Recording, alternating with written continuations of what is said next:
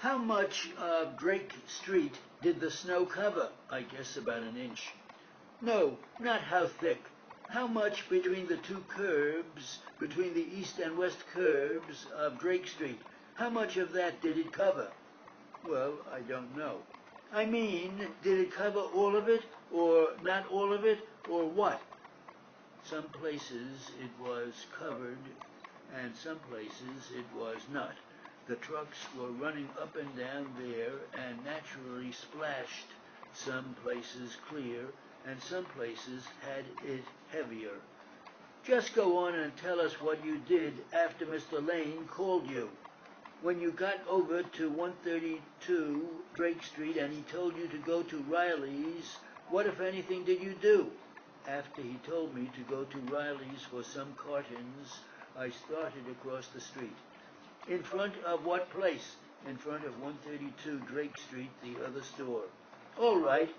So as I started over, I looked around a couple of times to my right to see if there was any traffic coming, as the traffic comes that way from right to left.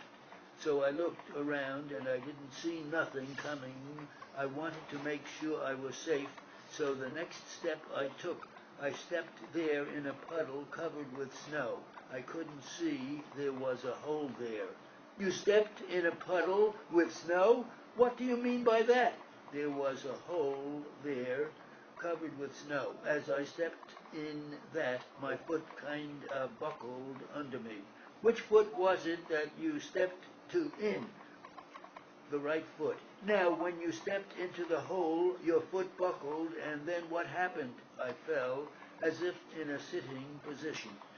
Where was your right foot when you fell in that sitting position? Why, it was kind of twisted under my left foot, underneath my leg. Underneath of you. Now, did you see this hole before you stepped into it? No, sir. Do you know of the existence of this hole? I did not. No, sir. Tell His Honor and the members of the jury how you knew it was a hole you stepped into. Why, when I fell there, the next step I took after I looked around to see if there was any traffic coming, the next step I took, my foot went in the hole and my foot buckled under me. So when I fell down, I hollered, and them other two fellows came running over. I went to grab my ankle like I started rubbing, and I seen. Before you get to that, Mr. D'Angelo, why were you unable to see the hole that day before you stepped into it?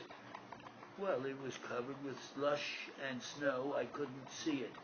All right, and when you fell, you say a couple of fellows ran over to you. You let out a yell. That is right. Who were they? Why, one fellow was Rosenberg. That is the gentleman sitting in court here? Yes. Who was the other fellow? The other fellow's name is, I can't recall his name, he works in the other store, I don't remember the name. Was it Saper? Yes, sir, I recall the name now. Now, Mr. D'Angelo, are you able to tell us how wide or how deep this hole that you stepped into was? It was about, I guess it must have been about 5 or 6 inches deep.